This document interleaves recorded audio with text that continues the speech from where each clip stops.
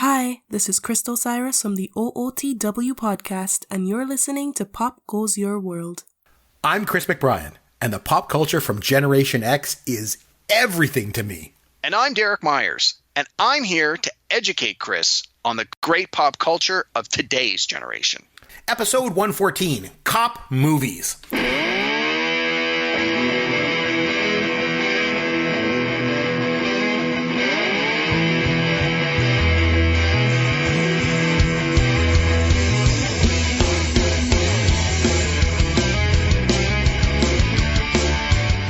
Hey, I'm Chris McBrien along with Caveman Derek Myers. This is Pop Goes Your World, the pop culture podcast for the generations. You're going to find Derek on Twitter at Amaron_DM, and you'll find me there at CMcBrien. Just remember, McBrien is I-E-N.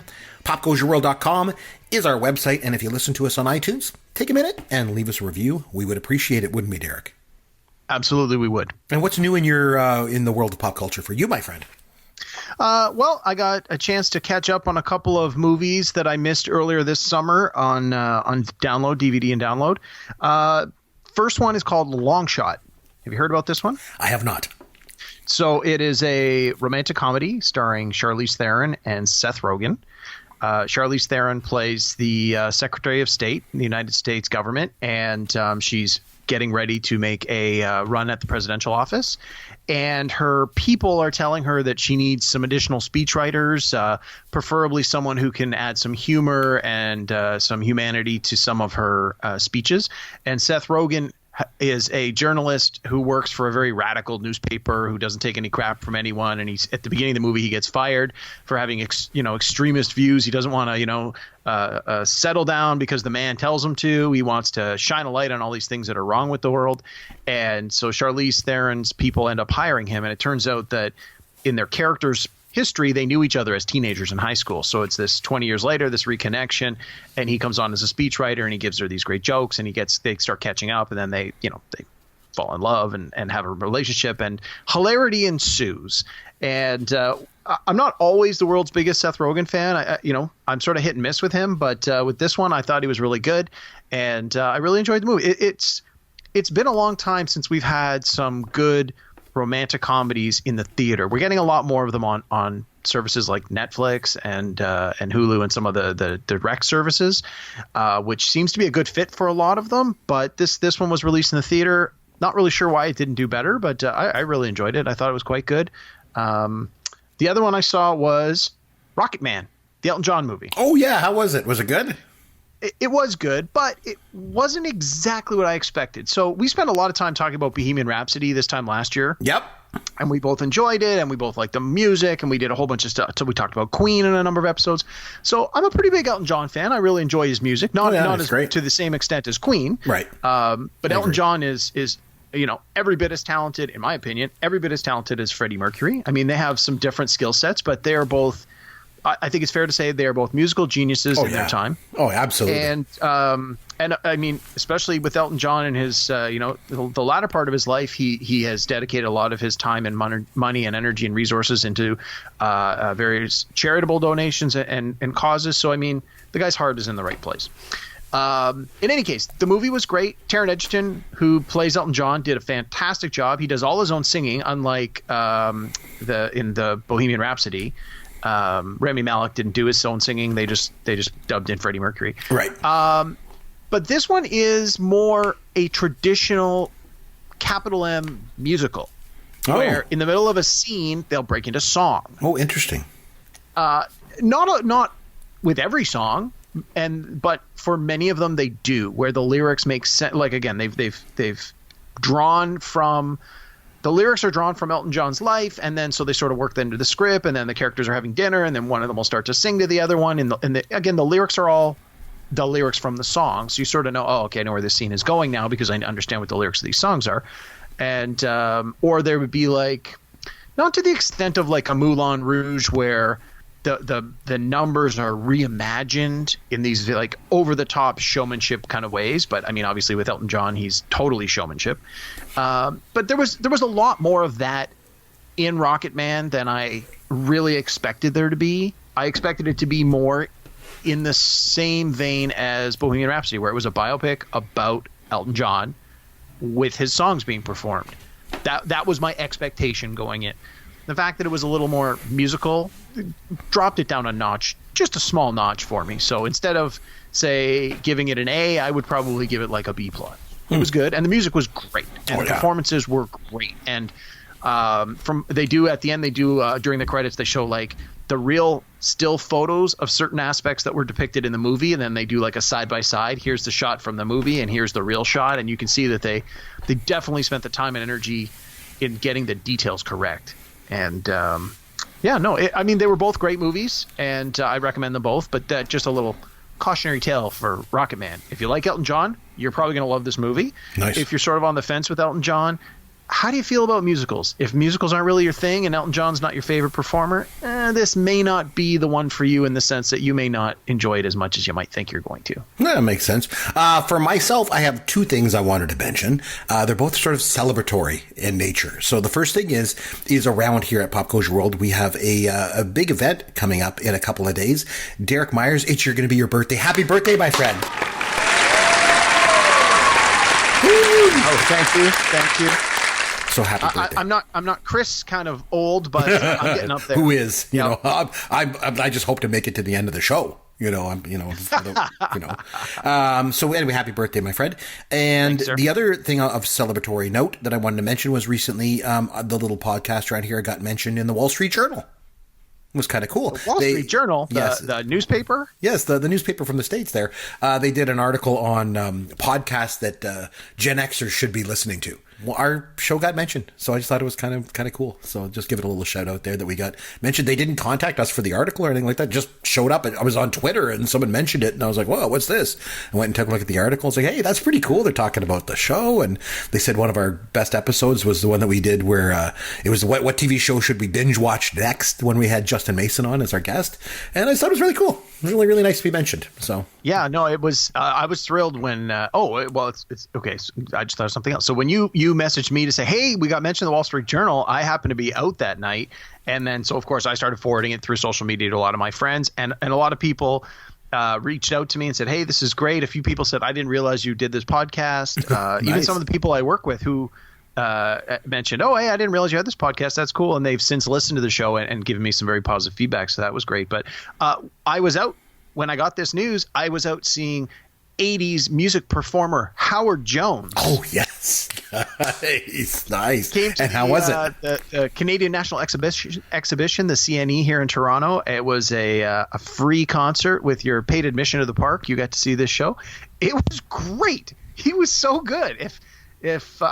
I love 80s music, and I love 80s music videos. And although he's, obviously a little older, he was still sounded great. I mean, he came out and he had like this guitar that was like a keyboard guitar. Yep. And I was like, oh my God, nothing more 80s than that. Sounded great. He played not a lot. He played a fair amount of sort of newer tracks, like we'll say mid 90s and onward, that I'd never heard before. Right. But he played all his 80s greatest hits. The show ran 2 full hours. It was great. Does he still have the big 80s hair? He had that big kind of crazy hair in the 80s, I remember. Unlike many of his contemporaries, he does still have his hair. Nice. He didn't have it all spiked up like he did in the early 80s.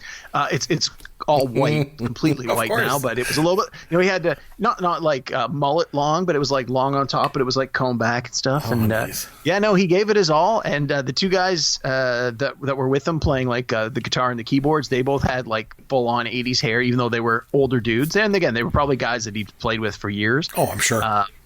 The light show was great. It sounded great. It was quite good. It was something that I kind of wish that you had been there, because I figured, it was sort of in your wheelhouse too, but it was a great show. Oh, I'm sure I would have liked it. Okay. On that. Yep. Sorry, I was going to say, and while that was going on, right across the street at a different venue, Hootie and the Blowfish were playing. Jeez. You got the 80s in one venue, the 90s right across the road. Yep, exactly. Very cool. Anyway, we got to get together again sometime soon. The last time that you and I got together for a concert, it was the 70s, because we went to see ZZ Top. I know that they were the 80s too, and we got to go again. So we'll get to that. But in the meantime, what do you say we get started this week? Okay. Absolutely. Let's do this. Here we go. calm blue ocean, calm blue ocean, calm blue ocean. There's a lot of like wink, wink, nudge, nudge. Smokey and the Bandit shirt for you. I loved it. I thought it was great. Yes. Oh, I'm so glad. Boof from Teen Wolf. Hot as a pistol. Wow, I know. That's pretty amazing. I'm a big Dungeons and Dragons nerd. It's a shock that you never got more girls in high school. Calm blue ocean. Calm blue ocean. Calm blue ocean. I don't know. That's a lot to unpack, Chris. Give me a second here. Okay, so you and I got talking recently, and we decided that we both really like cop movies. Movies with cops, about cops. And we were like, man, there's a lot of good ones out there. We're like, hey, this sounds like a topic for a show. So we decided to go ahead and put together a list, as we are wont to do every third show. And we're doing a top 5 list tonight of our favorite cop movies. So Derek, let's start number 5, work our way up to number 1 best cop movie of all time, at least as we see it. And you want to start us off? What is your number 5 cop movie of all time, my friend? Just before we jump into that, yes, we had originally talked about making it a cops and robbers theme, or something where it was focusing on the good guys and the bad guys, and we realized that was such a rich vein of movies, we had to split it up. So this one is focusing on the cops. This is the good guys. These are the police officers, the people of the law, and we further quantified it by saying this: it has to be actual police officers being depicted. It can't be FBI, CIA, Secret Service, or any Green Berets, anything special ops, nothing like that. This is just your beat cops, your cops that work in the big cities, or maybe not the so big cities. And it had to focus on the cops and not necessarily focus as much or more on the bad guys. And there are a lot of great movies that are sure to fall sort of in this stream, but focus more on the point of view of the bad guys, which I think we'll do in a totally different podcast down the road. So this one was just, let's focus on the cops. So with that, it was still pretty difficult to nail down to 5 movies. My number 5 is from 1994, Speed, starring Keanu Reeves, Sandra Bullock, and Dennis Hopper. Oh yeah, I've seen that one. Have you seen it? I have seen it. Surprised. You've I know. Seen this? I know it's shocking. I've seen something after 1989. I know. I can't believe, but I did see that one. I actually kind of enjoyed that. I thought it was pretty good. I didn't think. Well, I remember going into it thinking Keanu Reeves, really? But it was really good. Yeah, it's so. I mean, hopefully people have seen it or at least heard of it. It's joked as, it's the movie about the bus that couldn't slow down. Mm-hmm. So Dennis Hopper plays a retired police officer who is bitter at his department for letting him go for all the wrong reasons, and so he tries to extort money out of the city to basically make up for the money he feels he should have been granted with his pension. And after a couple of minor setbacks at the beginning where he tries to I think he has an elevator full of people he tries to hold hostage, and then he does some other sort of, we'll call them minor attempts. He eventually puts a bomb on a bus, just a regular commuter bus, and it says if the bus falls below is it 50 or 55? I think it's 50. If the bus goes below 50, it'll blow up. And so Keanu Reeves, 50 miles per hour. Keanu Reeves, as the cop, has to get on the bus to try and, help the bus continue to go fast enough so it doesn't blow up. And it might sound like it's kind of a dumb premise, but it was action-packed. It was one of these ones where, like you said, Keanu Reeves is an action hero, because you got to remember, this is 5 years before The Matrix. This is way before John Wick. Like, Keanu Reeves at this point is the guy from Bill and Ted's Excellent Adventure and Parenthood. And you're That's right. Really? And Jeff Daniels was his partner. You're like, what? What's this? But they were both so good in it. Yeah. Yeah, no, it was quite good. This definitely let you see that Keanu Reeves could definitely be an action star. It's one of Sandra Bullock's first movies. Again, she doesn't she basically takes over for the bus driver who gets injured right away. So she's driving. Literally, she's the one driving the bus. But you can see that they have this good on-screen chemistry. I mean, Sandra Bullock went on to win an Oscar. Like, she's definitely talented, and it's certainly apparent in this early performance that she's good. And it was one of these 90s movies that sort of borrowed a lot from the 80s kind of movies, where there was certainly the blow 'em up and shoot 'em up and explosions and fast chases and all the things you would expect from a quote unquote action movie. But it was a vehicle that no pun intended. It was a vehicle that launched Keanu Reeves' career more than it already was, and it was my number 5 pick, Speed, my number 5 cop movie. I like it. Okay, for my number 5, for a time back in the late 1970s, early 80s, Burt Reynolds was the biggest box office star in the world. And during that time, he mostly starred in comedies like Smokey and the Bandit, a personal fave of mine. Gave you the t-shirt, Derek. You know, yep, I still wear it. Cannonball Run. Cannonball Run. Oh, another personal favorite of mine. But right in the middle of that run of these like successful comedy movies that he had, Burt Reynolds came out with this gritty cop movie called Sharky's Machine. Nothing like going from the Cannonball Run with Dom DeLuise to a cop movie about hookers and corrupt politicians, right? Like a total recipe for a bomb, right? Only thing was, it was good. It was actually really, really good. And it's based on William Deal's first novel of the same name. And it stars Reynolds, and it's got Bernie Casey, and like Charles Durning is in it. Vittorio Gassman's the bad guy, Rachel Ward. And so in this movie, Reynolds is this narcotics cop. And you just say like he's a little unorthodox, shall we say. And because he like guns down this drug dealer like on a public bus. So he gets demoted to Vice. And he gets put on this case of staking out this high-priced call girl, and it's played by Rachel Ward. One of the most incredible looking women to ever appear on camera. I don't know what ever happened to her, Caveman, but she was big there in the 80s for a bit. But anyway, so Reynolds has to like surveil her, right? And of course he ends up falling for her. And it all sounds weird and corny, but it's not. It's a really, really good movie.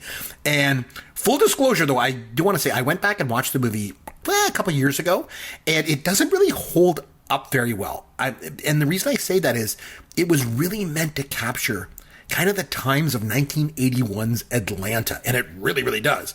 But the result is it really comes across as very dated looking. Like, the movie itself is really good, like I say. Henry Silva is just outstanding as this, he's like this drugged out assassin. And he's, at one point, he's so hopped up on cocaine that they keep shooting him and he just doesn't go down.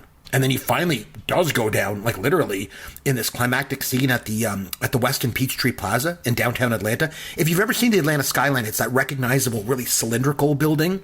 And he just basically falls out right from the top all the way down. The movie is gritty. It's violent. It has sort of a quality of realism about it. It makes it one of the best cop movies I've ever seen. And Burt Reynolds, by the way, I think, you know, in this movie shows you he's not just that goofy comedy actor. The dude could flat out act. He really, really could. My number 5.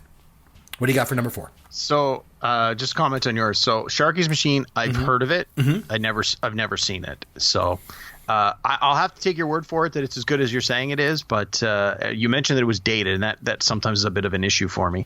And to be honest, going back to my number 5 pick, Speed, it's on TV all the time. And when it is, I tend to watch it over and over again, at least certain parts of it. It doesn't feel dated, even though it was in the mid-90s. Really, the only thing that feels dated about that movie is that they don't have cell phones. Yeah. Other than that, the movie could pretty much be shot today, and it really wouldn't be that different. Well, and I think the premise of it is just it's very entertaining. You know, it's very fast-paced and entertaining. Yes, yeah. So you just, I mean, it grabs you and takes you along for the ride. Things, but sure. Okay. Before I go on with my list, I do want to say there are a number of cop movies, iconic cop movies from the 70s that I'm sure some of them will be on your list. That as much as I wanted to put them on my list, I either haven't seen them at all, or I've only seen them once and it was a long time ago and I just couldn't remember enough of the details to justify it going on my top 5 list. Sure. But again, I don't want to step on your toes. Afterwards, maybe we do a quick honorable mentions of a couple that didn't quite make the list. But yeah, I think afterwards people are going to listen and go, how come you didn't say this? And how come you didn't say that? Believe me, it's not that I don't know these movies. It's just that if I haven't seen them or I haven't seen them recently and I can't recall the details, I don't think it's fair for me to put them on the list. Yeah, it makes sense. Okay. Number 4, I guarantee is a movie you haven't seen because it came out in 2001. It is Training Day.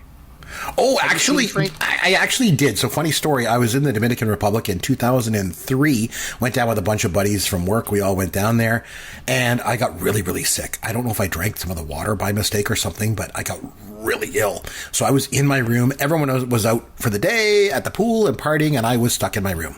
And so I put on TV and we got like one English channel. It was a movie channel and this was on and I watched it. So I have seen it. Okay. I was really sick, so I don't remember how much I saw of it. Like I was kind of in and out of, you know, being very ill. But yeah, I did. I have seen it. I remember a bit of it. Wow. Okay. Ethan Hawke and Denzel Washington was great. Won an Oscar. You're stealing my thunder, man. Come on, it's my pick. sorry. Yeah, but I do. I'm familiar with it. So yeah, go ahead. Okay. So Training Day, 2001, director Antoine Fuqua. It stars Denzel Washington and Ethan Hawke, both of whom were nominated for Oscars. Denzel Washington winning an Oscar for his performance in this film. It is the day in the life of the young rookie cop Ethan Hawke, who gets promoted to the drug squad, or whatever it's called, narcotics. Denzel Washington, being the senior field agent, takes him out to show him the ropes and let him know what it's all about. And literally, it's called Training Day. The movie takes place in one day. It shows what happens from the time. It literally starts with him getting out of bed. Like it's the one day in the life of this rookie. And as often happens in movies that are set up this way, a tremendous amount of crazy things happen, but it makes for interesting storytelling. You quickly learn that Denzel Washington's character is a cop who definitely does not play by the rules, is certainly got a certain amount of corruption in him, and takes advantage of his position as a law enforcement officer. And it makes Ethan Hawke ask a lot of moral questions about how are his ethics going to play into this? Is he going to do what his police training tells him to do and report his senior officer for doing these bad things? Or does the senior officer actually know a thing or two and say, like, sometimes the ends justify the means, and in order to do a few bad things, you end up doing a much greater good? Now, by the end of the film, it's pretty clear that the character of Denzel Washington's character does a lot of bad things. So you kind of suspect and can sort of see where it's going, that Ethan Hawke's not going to sit for it, and there will be a confrontation, and there certainly is, and it's a great end to the movie. It was all around a great movie. It's well done, well shot, well performed. It's definitely a rewatchable movie that you could go back and watch again and again. It's another one that doesn't really feel dated, because it's just a day in the life of some police officers. And I think that although some of the circumstances might change, a cop's job is hard, and this movie sort of depicts that it's not always going to be black and white. The bad guys aren't always going to play by the rules, so sometimes you just got to do what you got to do to get it done, and do whatever you need to do to help you sleep at night, to know that at the end of the day, the greater good has been served. So number 4 for me, Training Day for 2001. All right, I like it. Okay, my number 4. Okay, Caveman. Here's where you start accusing me of giving my textbook answers. But I'm telling you, no list of cop movies would be done right if you don't mention The French Connection. So it's my number 4. It came out in 1971, based on Robin Moore's novel. It was directed by William Friedkin, who went on to direct The Exorcist. If all you remember about this movie is the car chase, I think you need to go back and watch it again. Now, the car chase is one of the best in movie history. No question. But the entire movie is just so good. It's amazing. Gene Hackman's best performance ever on film as Popeye Doyle. Roy Scheider is his partner, Buddy, before he went on to do Jaws. It's basically about this heroin smuggling ring and the cops that try to bust it. But the whole thing is just so unbelievably realistic. It feels almost documentary in nature. The performances, the cinematography, the whole look and feel of the movie, to me, set the standard for what gritty, realistic cop movies should be. And when Doyle chases a guy through Brooklyn, what can I say? It's already the most well-documented car chase in movie history, and rightly so. The camera mounted to the front bumper catches sort of what it's like to race, through a cop chase. And the collateral damage, not just in that car chase, but throughout the entire movie, there's all this collateral damage that happens. And to me, it just all adds up to be one of the most realistic, gritty, and greatest cop movies ever made. You got to go back and watch The French Connection from 1971. Number 4. On to your number 3. I was going to say, that French Connection is one of those ones I was just talking about. Couldn't put it on my list because the last time I watched it, I was working at Blockbuster Video in the 90s, and I honestly don't remember very much about it. And I got to be honest, Gene Hackman, not an actor I've ever really cared for. I get it. He's done a few films where I thought, okay, he was good, or he plays against type, but for me, he's just not an actor that ever really appealed to me. Like when I worked at the video store and we got all these free rentals, you needed some guideline to figure out what am I going to rent this week, and so you would pick an actor. Is usually what you do. You go, okay, this week I'm going to rent all of the Tom Cruise movies. The next week I'm going to rent all of the whatever movie. You pick an actor and you go and I'm going to watch every movie Al Pacino's done. And Gene Hackman never once made my list of what am I going to watch this week. Oh, I'm going to go and rent every movie Gene Hackman's ever been in. Of course, that would have been all my rentals for an entire year. But he was pretty prolific there for a while. But yeah, so that's a big reason why that movie didn't make my list. So, all right, on to my number 3. Here's one that I'm fairly confident you have seen. It is the 1987 Richard Donner film, A Lethal Weapon. Oh, yes. Very good one. Yes. All right. I got to say, this So my top good. three, So I good. cycled through the order, and for a while, Lethal Weapon was my number one, but I ended up bumping it to number three for a few reasons. So, Lethal So Weapon, Mel Gibson, Danny Glover, Paracops. This is Mel Gibson's first. He had done the Mad Max movies, but this really just catapulted him into superstardom. Opened the door for things like Braveheart and Passion of the Christ. Like, this is what put Mel Gibson on the map. This is where he became. Went from, a guy to like an A+ super duper superstar.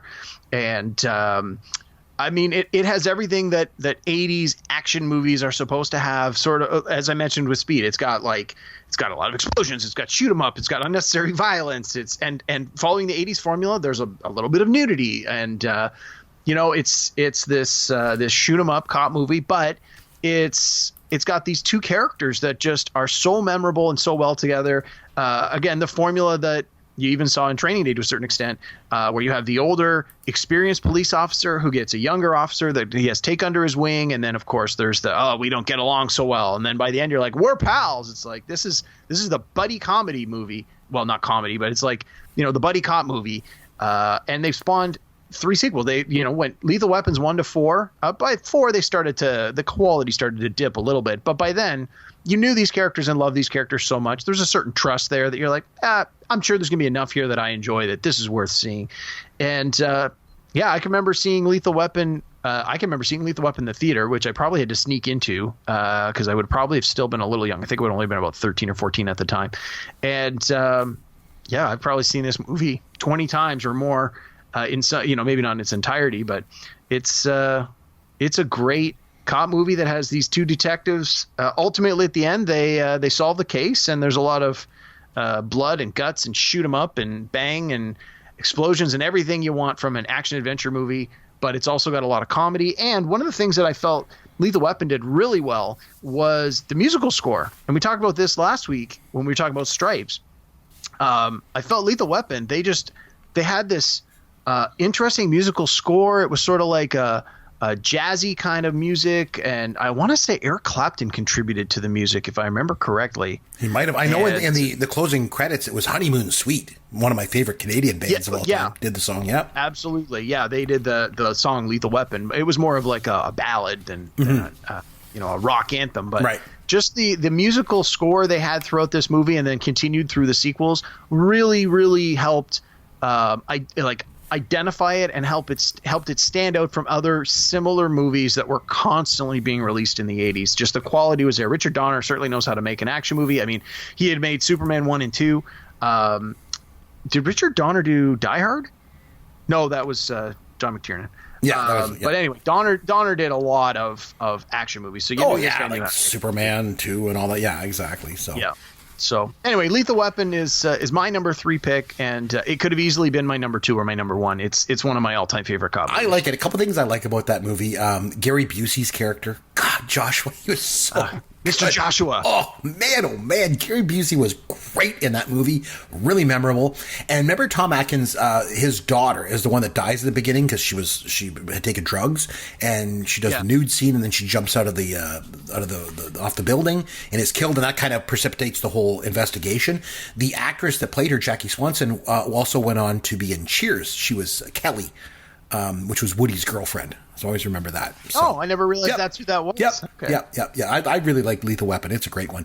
Okay, so my number 3, Beverly Hills Cop from 1984 is who I'm going with. By the time that this movie came out, Eddie Murphy obviously had broken out as a superstar from an otherwise crappy cast of Saturday Night Live in the post-Belushi era. And he really made the jump to movies like effortlessly. And when this movie came out, man, it was a huge box office success. It was the number 1 film at the box office for 1984, beating out Ghostbusters and Indiana Jones and the Temple of Doom, and movies like Gremlins and Police Academy and Karate Kid. It was just huge. It was huge. And it was directed by Martin Brest and produced by Jerry Bruckheimer. And really, overall, it's a comedy, but it's got some really violent parts in it as well. It's rated R, as most of Eddie Murphy's movies, especially his early movies were, before he started making like the Clumps and all that kind of stuff. But again, proving once again, Gen X movies are way better. But anyway, one of the things I really loved about this movie was the fact that, Eddie Murphy is, like I said, this massive box office megastar. And he's front and center in this movie. But even so, it's the peripheral characters in this movie that are just amazing and drive the whole story. Like, you got Taggart and Victor Maitland and Lisa Eilbacher's character and Paul Reiser and Bronson Pinchot. And even the Beverly Hills Cop of the title isn't Eddie Murphy. The Beverly Hills Cop is Judge Reinhold. And he's one of the most memorable actors in the movie. Like, the whole thing is just great. I think it's just about as memorable and as entertaining a cop movie as you're ever going to find. It's got a little bit of everything in it, and it's my number 3 cop movie of all time. Love this movie so much. So I agree with everything you've said. It's actually my number 2 movie. Oh, I God. We Yes. Sometimes we have some overlap. We have This is overlap. one where How can we not? I figured we would. Yeah. I figured we might. And again, I had Beverly Hills Cop at 3, then 2, then 1, then back to 3, then back to 2. And I suspected it would be on your list as well. Well, go right into it. It's your number 2. Like, tell me a little bit so it's about my what number you want to 2. say about it. And for all the reasons you've said, when I was much younger and this movie first came out, I definitely saw this on video. I was way too young to see it in the theater, given all the R rating for all the swearing. But I grew up in a household where my parents used the occasional profanity, and people who know me will know that that's a very gross understatement. My mom never had any issues with us watching movies where they said bad words. She was more concerned with like excessive sex, violence, and nudity. But if it was just a movie that had bad words, she was fine with it. And she's like, you hear that at home all the time. So she had no problem renting Beverly Hills Cop for us. I can remember she even rented the Eddie Murphy Delirious and Raw, the stand-up specials. For you which kids? She's like, oh, it's just a comedy and he's just going to make swears? She's like, go ahead, watch it. Delirious was so famous because they used the F word like 250 times in it or something like that. Like, just crazy. And of course, as awesome. like an 11 or a 12-year-old, you're laughing your butt off, not understanding half the jokes and those things. But anyway, I always loved Eddie Murphy. Even as a young kid, I thought he was talented on Saturday Night Live. He came up with Beverly Hills Cop. He had a lot of hits in a very short period of time in the 80s. And, much like we were just talking about Mel Gibson, Eddie Murphy was just catapulted into super duper superstardom. By the time Beverly Hills Cop 1 came out, they did 2 sequels.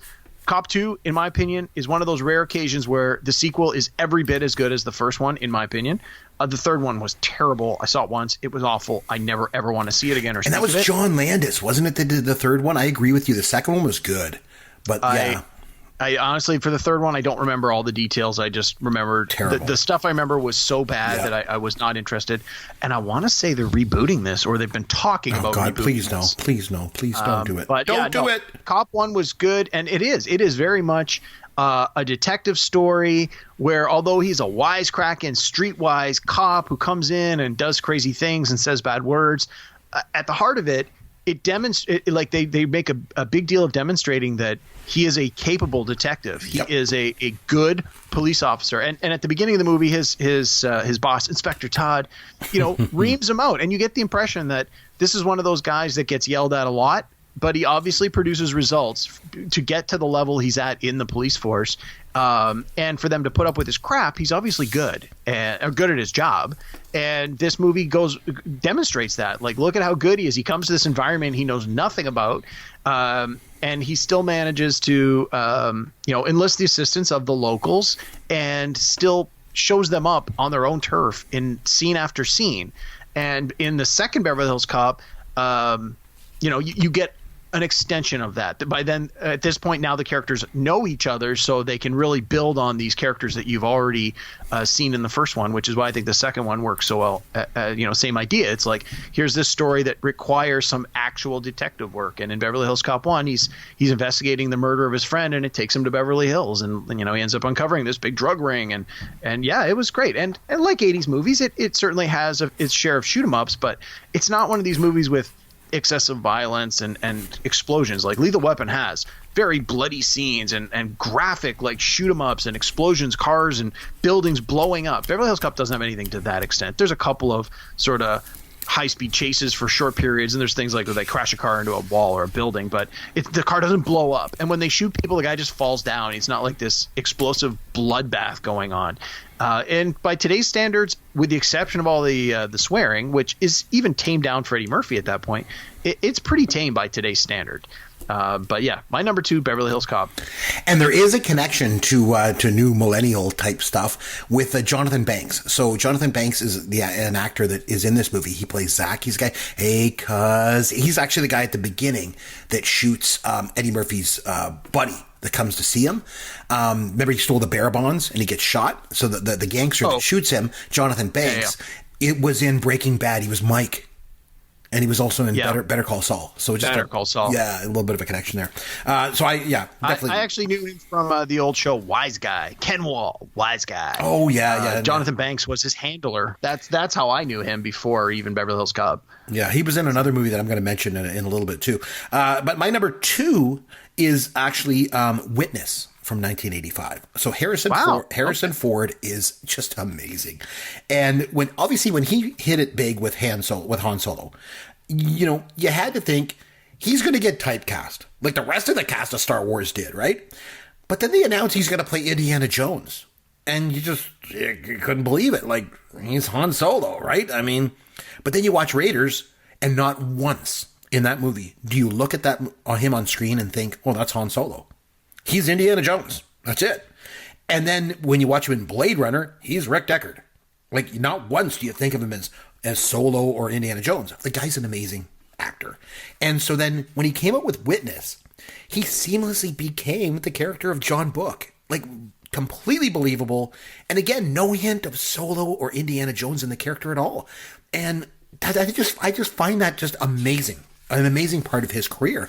But this movie, for those of you that haven't seen it, it's a story of a young Amish boy who goes with his mom to the city and he witnesses a murder.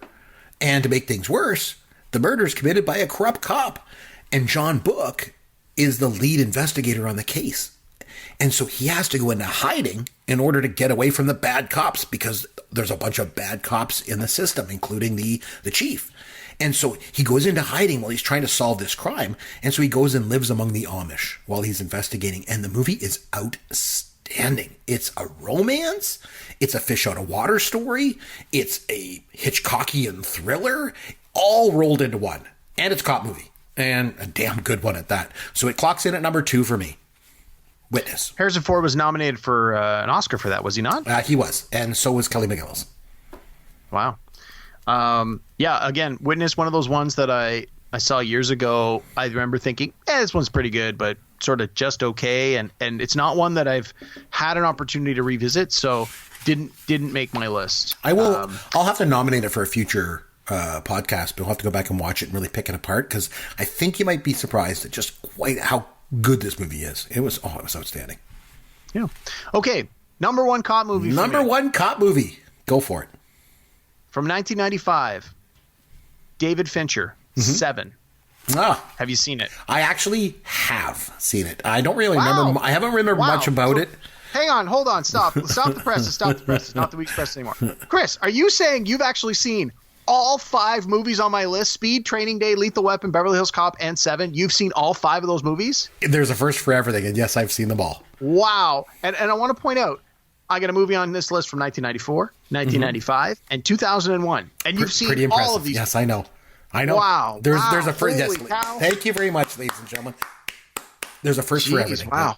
Yeah. Okay. So this will be the very last episode of Pop Goes Your World. We can die. We can die now. My head is going to I'm old enough. I might as well just die. Okay. So let me talk about 7. One of the things for me that a reason why I would enjoy a quote unquote cop movie is I want to see police officers doing their job in a way that is interesting and entertaining and to a certain extent accurate.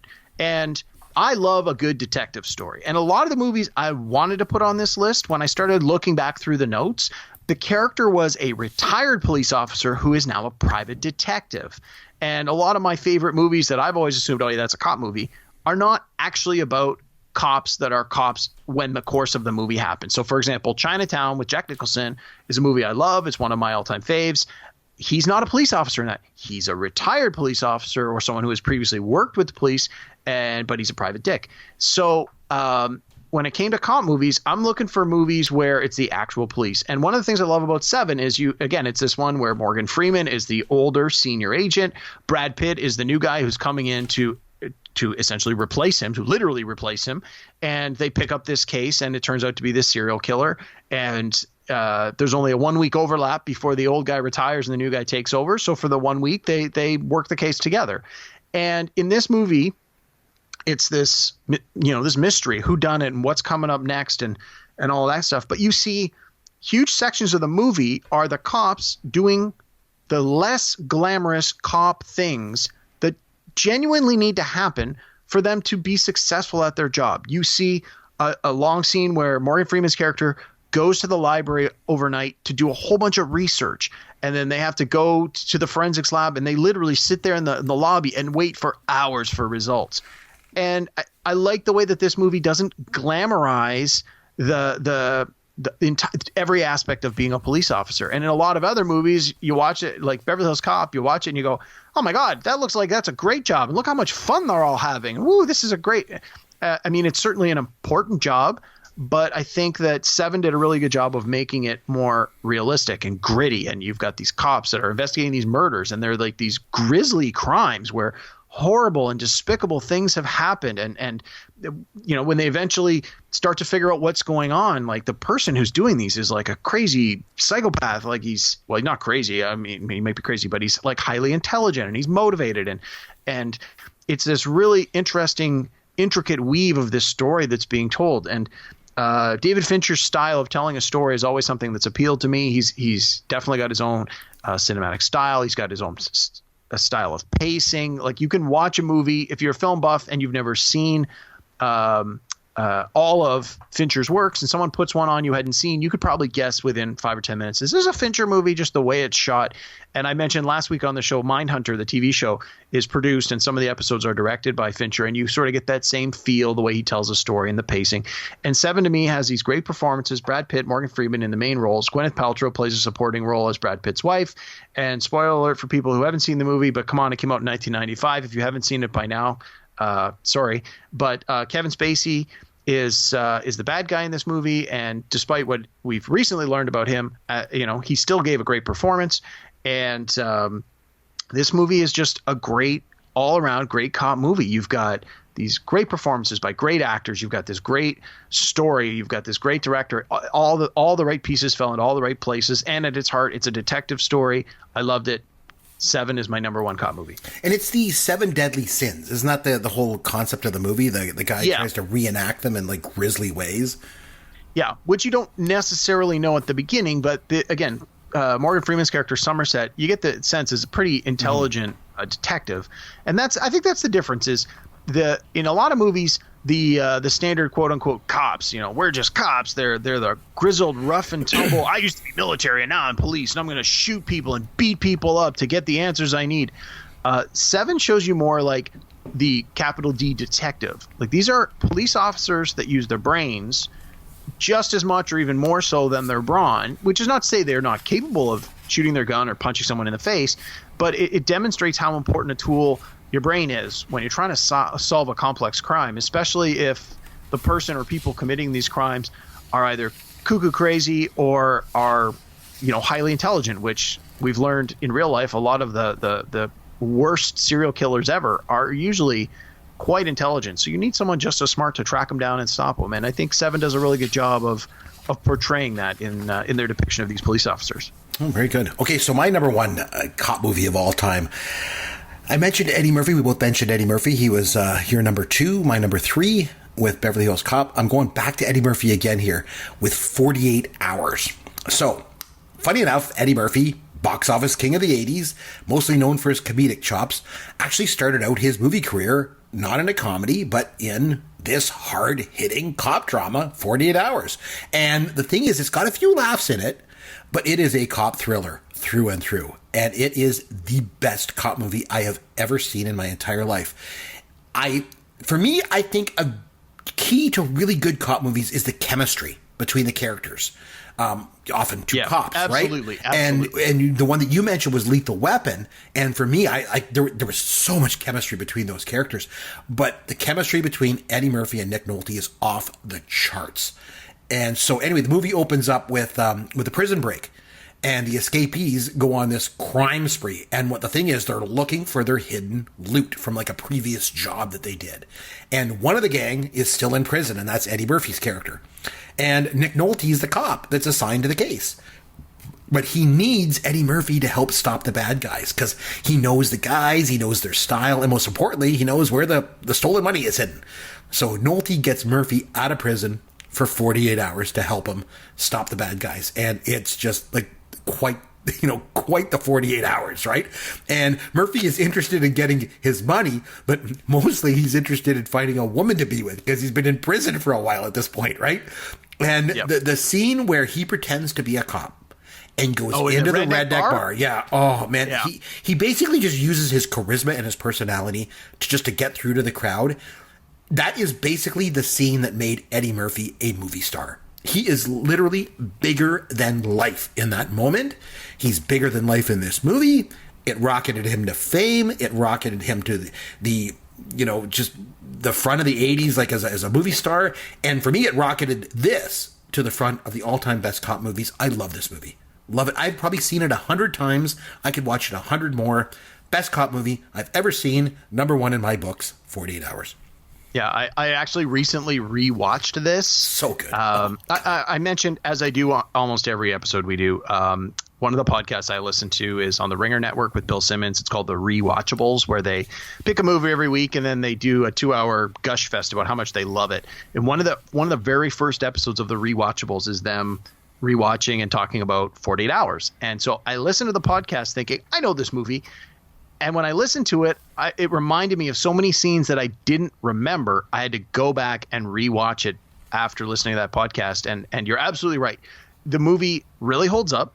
I mean, it's an 80s movie, don't get me wrong, but it really holds up, and largely because of the performances with Eddie Murphy and Nick Nolte. Like, those guys are great together. And Nick Nolte, like, come on. He's hit or miss, and of late, he's really a lot of miss. But in the 80s, he was still a decent bona fide actor. And it was good. The story was pretty straightforward, but they did a really good job with the execution. And like so many of these other movies in the 80s, they made a sequel, another 48 Hours. He gets out of prison. Stay away from that one. Yeah, and Nick Nolte comes back and says, "Hey, I need your help. Give me another 48 hours to finish what we started."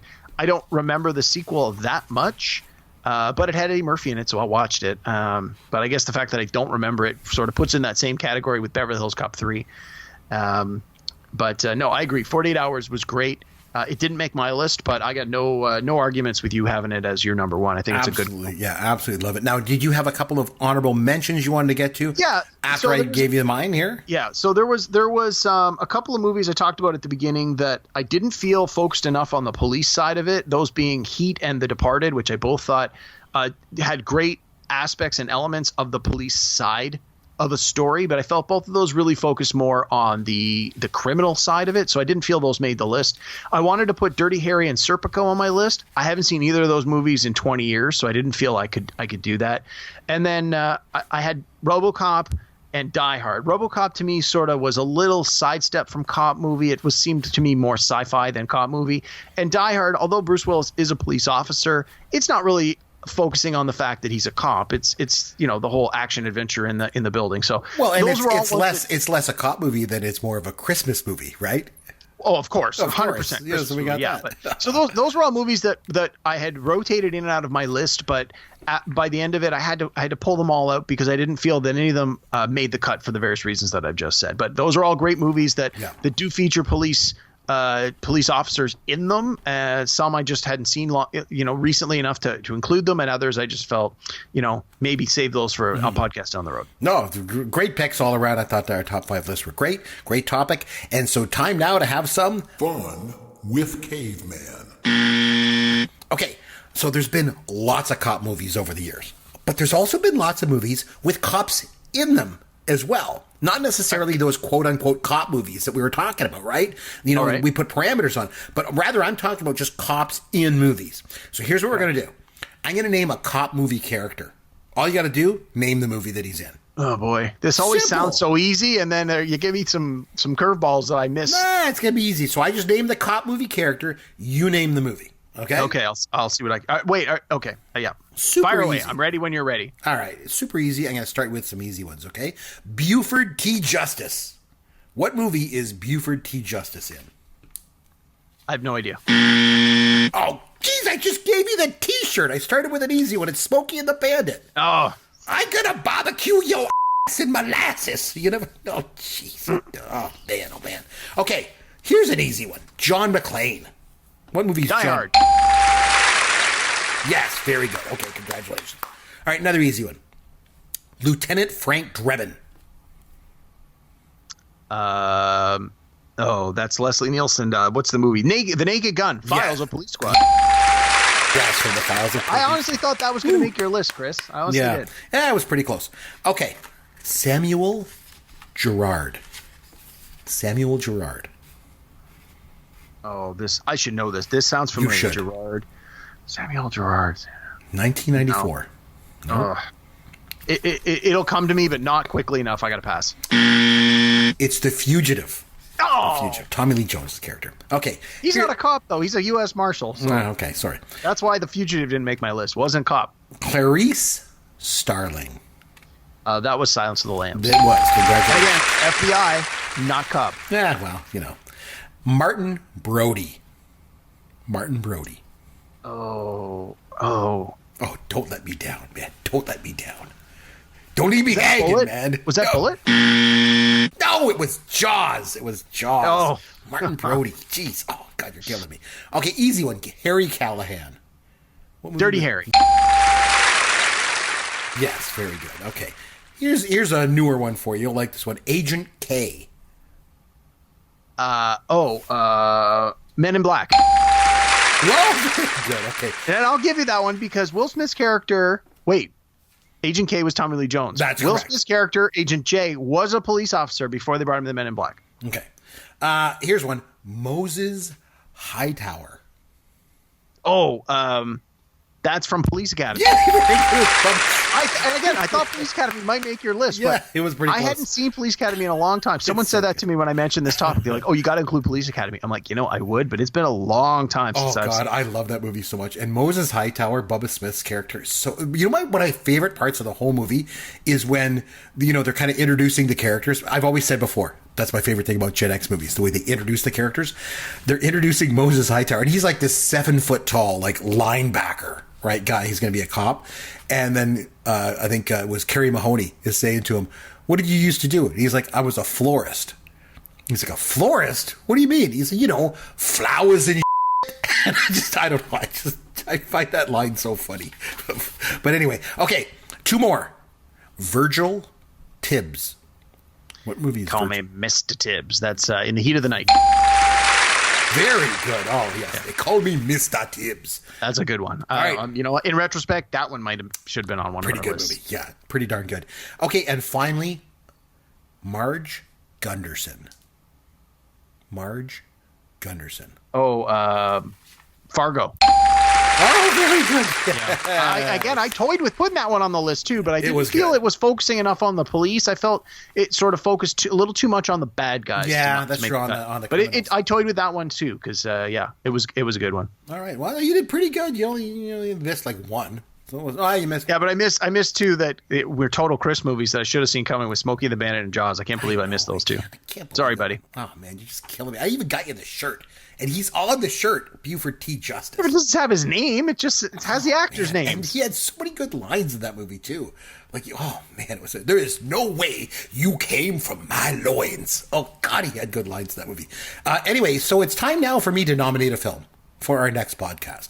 So what I'm going to do is I'm going to go back in time to 1989. The reason I want to do this is recently I was watching a relatively new movie. It was from like last year. You'll be very, very proud of me for doing this. So I watched a new movie. I watched Black Klansman. I heard it was good. Oh, I I've watched seen that. Yeah, really it was good. It was quite good. It was quite good. But it We won an Oscar finally. Yeah, it won a screenplay Oscar. It was good. I thought it was good, but I didn't think it was great. And so my wife was watching. She's like, "Oh, this movie's great." And I'm like, No. This is not his best movie. His best movie was one of his first movies from 1989, meaning Spike Lee. And she's like, "What do you mean?" So we went back and I made her watch this movie, and I'm going to make you watch this movie because I don't think you've ever seen this movie. So we're going back to 1989, another summer, Sound of the Funky Drummer. We're going back and you're going to watch Do the Right Thing. Have you ever seen this movie, Caveman? I've never seen it. Oh gosh, let me tell you, you're going to be, I don't know, you're either going to love it or you're going to hate it. Something that I think you are like me. You're a film buff. Like you are a total film buff and a film nerd, right? And I think that you're really going to at least be impressed by this movie because the style of this film is just, it's something else. It's something else to see.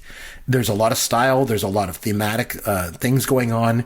Do the Right Thing. It's Spike Lee's best movie by far. And it is just outstanding. We're going to come back next episode. We're going to pick it apart. Y'all ready for that? Yep. Like I said, I've never seen it. I'm aware of it. I know it's got a huge cast, especially now looking back at the number of careers that were launched from that movie, including Spike Lee himself. So I am looking forward to it. It's one of those ones that's always been on my watch list that I've never had a chance to do. So I'm looking forward to the opportunity to watching it for the very first time, and then we'll come back on the next show and we'll talk about it. And now I feel that I've got to sort of meet your level of film awesomeness with whatever I pick next. It can't just be like a screwball comedy. It's got to be something that's like a critical darling, like Do the Right Thing. So way to put that extra pressure on me, bud. No problem. Well, like I say, we'll come back next episode. We'll see how you like this movie. But like I say, just from a film nerd kind of point of view, I think that you're really going to be impressed with it. And I hope that your take on it is like, where has this movie been my whole life? Why didn't I see this before? Because it is, I love it. I think it's absolutely fantastic. But until next show, when we come back and watch Do the Right Thing, you can reach out to Derek on Twitter at Amaron_DM. And you'll find me at CMcBrien. Again, popcultureworld.com is our website. All of our contact information is there. And this is Chris McBrien for Derek Myers saying thanks for listening to Pop Culture World, the pop culture podcast for the generations.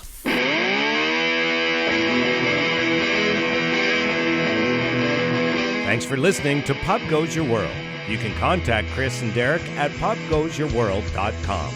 Please take a minute and review the podcast on iTunes or wherever you download and listen to the show.